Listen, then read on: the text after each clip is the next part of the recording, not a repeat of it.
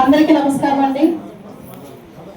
ఈరోజు మన అంతర్జాతీయ మహిళా దినోత్సవం సందర్భంగా ఇక్కడికి విచ్చేసిన ప్రత్యేక అతిథులైన మహిళా మనులందరికీ కూడా పేరు పేరుగా మహిళా దినోత్సవ శుభాకాంక్షలు తెలియజేస్తున్నారు. వేదికను అలంకరించిన మన జిల్లా మహిళా అధ్యక్షురాలు సరితారెడ్డి గారికి, అట్లాగే మున్సిపల్ చైర్మన్ గారికి, అలాగే కార్పొరేటర్లకు, అలాగే ఏలూరు మహిళా అధ్యక్షురాలు గారికి, అలాగే వేదికను అలంకరించిన జానకి రెడ్డి గారికి, అలాగే మాజీ ఎయిమ్స్ చైర్మన్ గారికి, పెదవేగ ఎంపీపీ గారికి, ఇక్కడికి విచ్చేసిన నా తోటి మహిళా మనులకు, అలాగే సోదరులకు కూడా మీ అందరికీ ప్రత్యేకమైన ధన్యవాదాలు తెలియజేసుకుంటున్నాను. మమ్మల్ని ఇక్కడికి ఆహ్వానించి ప్రత్యేకంగా మహిళా దినోత్సవం జరుపుతున్నందుకు మరి ముఖ్యంగా మా మహిళా అధ్యక్షురాలు సరిత గారికి ప్రత్యేకమైన ధన్యవాదాలు తెలియజేస్తున్నాను.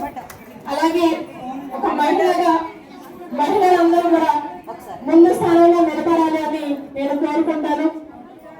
మనం ఇదివరకు పూర్వకాలంలో బాల్య వివాహాలు, సతి సహగమనం నుంచి మనం ఇప్పుడు మహిళా దినోత్సవాలు జరుపుకునే విధంగా మహిళల అందరం అభివృద్ధి చెందాము అని నేను అనుకుంటున్నాను. అలాగే మన వైఎస్ఆర్ ప్రభుత్వంలో మహిళలందరికీ కూడా 33% రిజర్వేషన్ కల్పించి భారత రాజ్యాంగంలో మంచి అవకాశాన్ని మనకు కల్పించిన జగన్మోహన్ రెడ్డి గారికి ప్రత్యేకమైన ధన్యవాదాలు తెలియజేసుకుంటాను.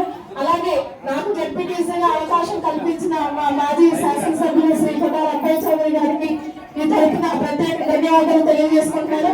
అలాగే మా నియోజకవర్గంలో మహిళలకైతే 75% రిజర్వేషన్, అలాగే మహిళలకు ప్రత్యేకమైన స్థానం కల్పించి అక్క చెల్లెలుగా మమ్మల్ని అభిమానించే అబ్బాయి చౌదరి గారికి ప్రత్యేకమైన ధన్యవాదాలు తెలియజేసుకుంటూ, అలాగే మహిళలు ముందుకు వెళ్ళాలంటే ముందుగా వాళ్ళకి సెల్ఫ్ రెస్పెక్ట్ ఇవ్వాలి.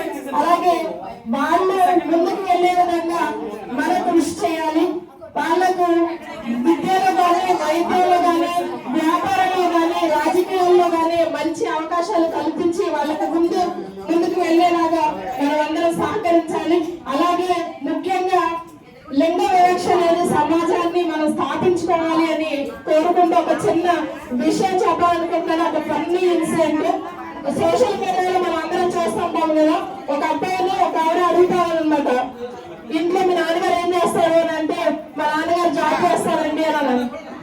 మీ అమ్మమ్మ ఏం చేస్తారు అని అంటే, మా అమ్మమ్మ ఎక్కడో జాబ్ చేస్తారు. మీ తాతగారు ఏం చేస్తారంటే ఏదో చెప్తారు. అలాగే మీ అమ్మ ఏం చేస్తున్నారంటే, మా అమ్మ ఏం చేయదండి ఖాళీగా ఉంటుందని చెప్తారు అనమాట.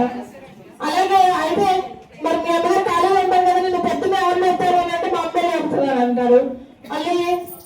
మళ్ళీ మీకు టిఫిన్ ఎవరు తయారు చేస్తారంటే మా అమ్మాయి తయారు చేస్తున్నారు. నువ్వు స్కూల్కి వెళ్ళడానికి బట్టలు ఎవరు ఇస్తూ చేస్తారంటే మా అమ్మాయి చేస్తున్నారు అంటారు. మరి మీ అమ్మాయి ఏం చేస్తున్నారంటే మా అమ్మాయి ఏం చేయదు ఖాళీగా ఉంటుంది ఇంట్లో అంటాడు అనమాట. మళ్ళీ అడుగుతుంది, నిన్ను స్కూల్కి ఎవరు పంపిస్తారంటే మా అమ్మాయి పంపిస్తుంది. మళ్ళీ ఎవరు రిసీవ్ చేసుకుంటారు అని అంటే, ఎవరు రిసీవ్ చేసుకుంటారు అని అంటే మళ్ళీ మా అమ్మాయి వచ్చి తీసుకెళ్తున్నాను. మీ నాన్న ఆఫీస్కి ఎవరు పంపిస్తారని అంటే మా అమ్మాయి పంపిస్తుంది. మీ డాడీ పక్కన అడుగుతారు ఎవరు ఇస్తూ చేస్తారంటే మా అమ్మాయి చేస్తాను కదా. మరి మీ అమ్మాయి చేస్తున్నారు, మా అమ్మాయి ఏం చేయదు, మా అమ్మ ఖాళీగానే ఉంటుంది అని చెప్తారు. కాబట్టి మహిళలు పొద్దున లేచిన దగ్గర నుంచి సాయంత్రం పడుకునే వరకు కూడా మన పనులు మనం చేసుకుంటూ, మన పిల్లలను చూసుకుంటూ, మన అత్త వాళ్ళని చూసుకుంటూ, తల్లిదండ్రులను చూసుకుంటూ, భర్తలను చూసుకుంటూ, అందరిని చూసుకుంటూ ఎప్పుడు పరిగెత్తడమే దిశగా ఉంటాము. అలాగే దేన్ని కూడా క్విట్ చేయము. ప్రతి ఒక్కరు మన బాధ్యతగా మహిళలు అందరూ ఉండబట్టే ఈ రోజు ఈ ప్రపంచం ముందుకు నడుస్తుందని తెలియజేస్తుంటే, అలాంటి త్యాగమూర్తులు మంచి మనుషులు మన మహిళలందరికీ కూడా పేరు పేరున ధన్యవాదాలు తెలియజేస్తుంటే, మహిళలందరికీ కూడా మహిళా దినోత్సవ శుభాకాంక్షలు తెలియజేసుకుంటున్నాను. థ్యాంక్ యూ లీలా గారు. అదే